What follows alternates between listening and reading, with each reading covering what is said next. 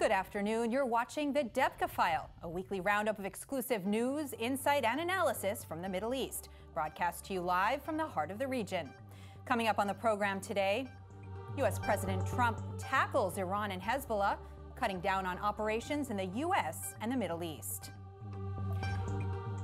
U.S. backlash for the UN Jerusalem vote, a boycott and sanctions for the Palestinian Authority. Trump and Russian President Putin have joined forces to beat ISIS.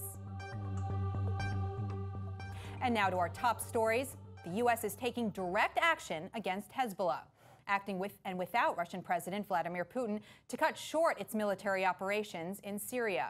In addition, for the first time, a U.S. airstrike was conducted against the secret Hezbollah command center in North Yemen that was supporting the Iranian-backed insurgents. Hezbollah has denied its presence until now. According to a Debka Files report, that airstrike was the latest step to be taken in a complete breakaway from former U.S. conduct in this war. Meanwhile, Trump has requested that U.S. Attorney General Jeff Sessions will reopen the Drug Enforcement Agency investigation of Iranian-backed Hezbollah drug operations. The Justice Department is gearing up to carrying out a complete review of the DEA's Project Cassandra investigation into the drugs, arms, and money laundering operations of Hezbollah in 2015, which the Obama administration reportedly covered up to avoid jeopardizing the nuclear deal. Project Cassandra was initiated by the DEA in 2008 to investigate Hezbollah's billion-dollar drug and weapons trafficking empire and their funding sources for terrorism. Meanwhile, Trump and Russian President Vladimir Putin have been joining forces to face the war against ISIS. Last week, U.S. CENTCOM officers came together from U.S. bases in Turkey, Iraq, Yemen, Kuwait, Jordan, and the airbase in Qatar, and were informed that 2,000 U.S. troops overseeing the allied anti-Assad Syrian Defense Forces and the Kurdish militia would start working with a new Russian-Kurdish operations room in eastern Syria. This is a major shift in Putin's strategy, moving away from working with Iran and Hezbollah and rather coordinating with the U.S. president. Well, as I said, look, we're advancing our own national security interests in Syria. We're going to stay in Syria to make sure there's an enduring defeat of ISIS, to make sure we can stabilize these areas. That's very clear. No, ISIS is not totally defeated in Syria. As I mentioned, I think I gave you the number of airstrikes we've done the last week alone. So that's very clear. And another key statistic, every coalition enabled, meaning our coalition, enabled operation against ISIS. ISIS has never been able to come back and reclaim a territory that we helped liberate. Frankly, the Russians can't say that. The U.S.-Russian partnership is also significant in erasing the Euphrates River line, which split the operations between the U.S. and Russia, drawn by Putin and former President Obama. With this new arrangement, American forces would take on areas west of the Euphrates River, and Russia would start moving east. Here in the studio to discuss this U.S.-Russian alliance is Shlomo Baum, Brigadier General and currently a Senior Research Fellow at the Institute for National Security Studies. Thanks for joining us. Hello. Do you believe that Putin's shift away from working with Iran and Hezbollah to coordinating with Trump is a strategic decision? Well, I am not sure that he shifted away. I think that, of course, the interests of Iran and Hezbollah are not identical to the interests of Russia. But it's also true when you look at the interest of Russia and the United States. They had a common interest in fighting the Islamic State, Daesh. And they may have limited common interests, but at the same time, they are having competing interests. So I think that Putin didn't shift, but he is maneuvering between the United States and his older allies. How successful do you think this partnership will be in combating ISIS and keeping Iran and Hezbollah away from Syrian borders? Well, I don't think that ISIS is a problem now, because ISIS lost its territorial achievements. They don't control any meaningful area in Syria and in Iraq. So now what should be done is to deal with the reasons that were helpful in making ISIS for some time such a success story. And in that, I don't think that they will all work together, because the United States has no interest to include Russia in what is happening in Iraq. Russia has no influence on what is happening in Iraq. And in Syria, they can cooperate in a very limited way, but they mostly are competing now. We just heard U.S. Special Envoy Brett McGurk saying that ISIS has never reclaimed a territory that the U.S. helped to liberate. Do you agree with that statement, and do you think the U.S. will help stabilize these areas in Syria? Well, I think that this statement is not accurate, because when you look at Iraq, I say the organization that preceded ISIS, then it was called Al-Qaeda at Iraq, lost some territories to the United States, but ISIS reclaimed it later. So historically, it's not accurate. I think that the United States would like to create the conditions that will prevent a re-emergence of the Islamic State, either in Syria or in Iraq. But while in Iraq, it is situated in a way that can help her work in cooperation with the Iraqi government to create these conditions, the situation in Syria is much more complicated, because there is no cooperation at all between the current Syrian government of Bashar al-Assad and the United States.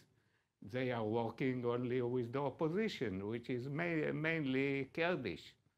And that, I think, is not a good start for creating this kind of conditions. That's Shlomo Barom. Thank you for joining us today.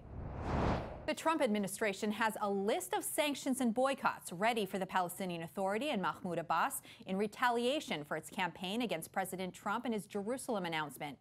Debka File sources reveal that all U.S. doors have been closed to Palestinian representatives, including the White House, the National Security Council in Washington, and the U.S. consulate in Jerusalem. The Trump administration has created a new program of operations in dealing with the Palestinians, which includes the following. U.S. aid has been cut for all Palestinian projects. The peace plan will not be submitted to Ramallah, but rather to Israel and the relevant Arab governments. Palestinian officials will not be invited to Washington, and the U.S. will halt its contributions to the UN Work and Relief Agency, which is estimated at $1 billion per year. In addition, the Trump administration has asked Saudi Arabia, Abu Dhabi, and Qatar to halt their economic aid to Palestinian Authority. Prior to the UN General Assembly Jerusalem vote, which condemned President Trump's Jerusalem policy, 2 crown princes, including Saudi Mohammed bin Salman and United Arab Emirates Sheikh Mohammed bin Zayed, as well as Qatar ruler Sheikh Tamim Al Thani, urged Abbas to restrain his attacks on President Trump. However, their request did nothing to convince the Palestinian president to back down. Meanwhile, Tehran is building a strategic road linking it to Damascus. Last week, an Iranian military convoy crossing from Iraq to Syria initiated the direct road link. Some sources have claimed that the vehicles were transporting Iranian and Iraqi forces to fight with the Assad regime. Yet our sources have revealed that the trucks were carrying civilian workmen employed by Iran to repair the road linking Deir ez-Zor to Palmyra. What this means is that the Iranians could be setting up 2 land corridors for use in Syria, both on the northern route to Palmyra and in the southern region to Damascus. Debka sources have revealed that Mahmoud al-Alul, deputy chairman of the Palestinian Authority, has been preparing for a 3rd Palestinian intifada.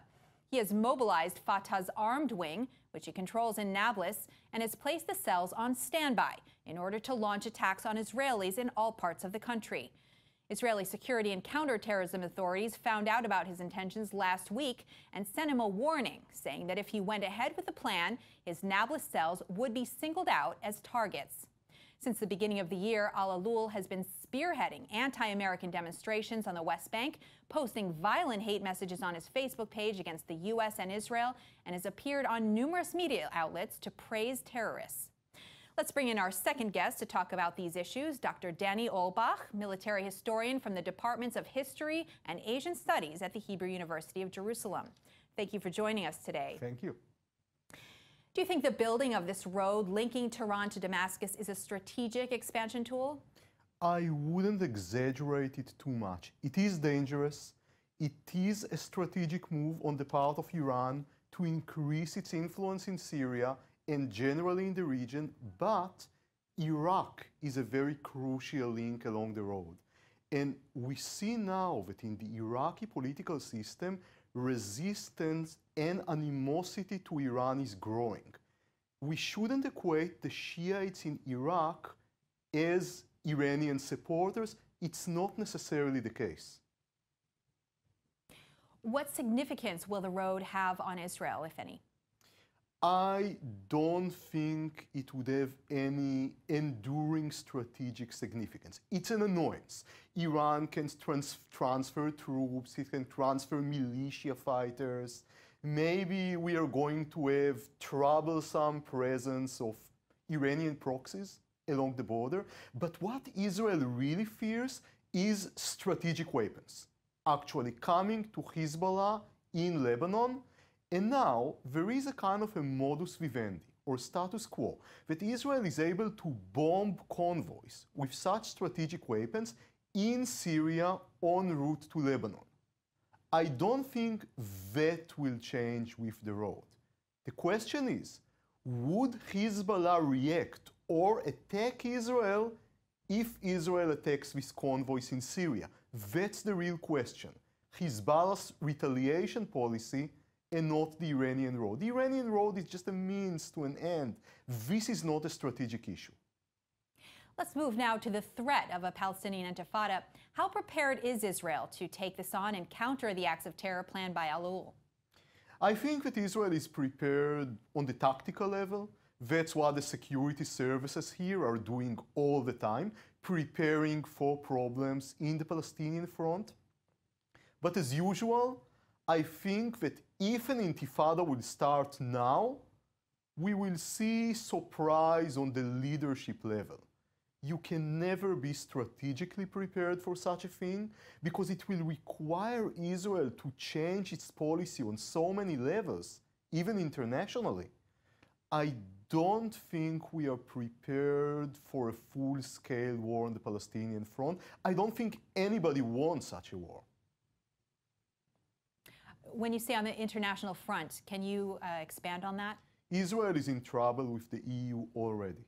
Israel has strained relations with its European partners, with the UN, and it is trying to expand its foreign relations to Asia and Africa, and most importantly, with Arab states, such as Saudi Arabia, but of course secretly. A full-scale confrontation in the Palestinian front could undo these efforts. It could put strains on relations which are already strained, let alone in Jordan and Egypt, where the street, the masses, may pressure the government to cut relations in Israel if there is such a full-scale war. So I don't think the Israeli leadership wants it. I don't think the Palestinian leadership wants it as well. What will happen? The dynamics in the street may push to such a confrontation. I think that's the main danger that everybody is facing at the moment. That's Dr. Daniel Bach. Thank you very much for your insight today. Thank you very much. Iraq is gearing up for its May elections. Tehran's objective is to keep Iraq divided so it will not pose a threat to Iran, as it did 35 years ago under Saddam Hussein. They also hope to maintain influence in Iraqi Shiite centers and preserve its role as the link between Syria and Lebanon. Debka sources tell us that Tehran hopes to maintain the status quo and share its influence in Baghdad with Saudi Arabia and the U.S., which means keeping a body in power.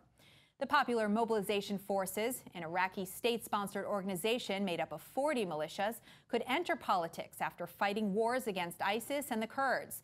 They will be under the command of the Iranian Revolutionary Guard's Al-Quds chief, General Qasem Soleimani.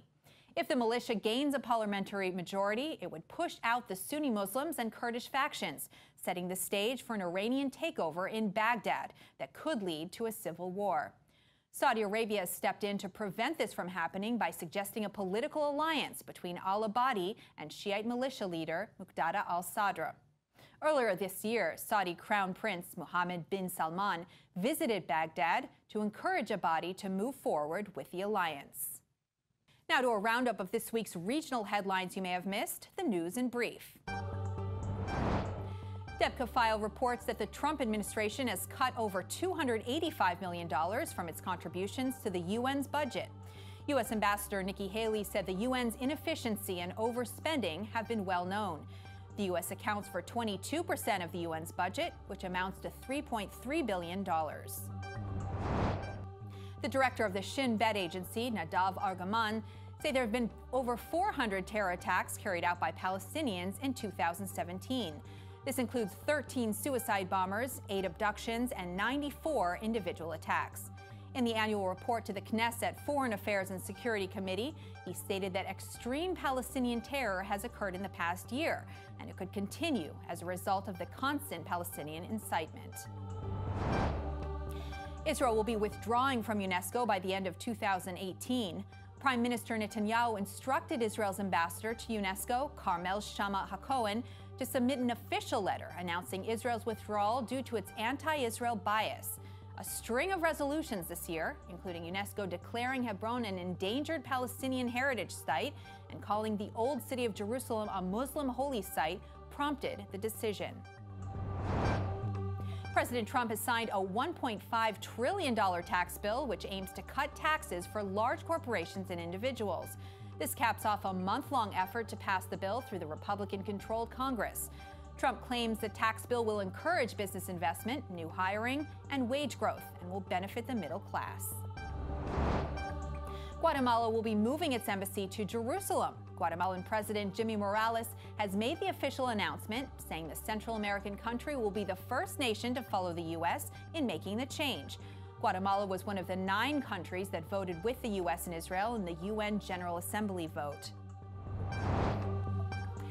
That's it for this week's edition of the Debka File. We'll be back with you in 2 weeks for exclusive breaking news, insight, and analysis.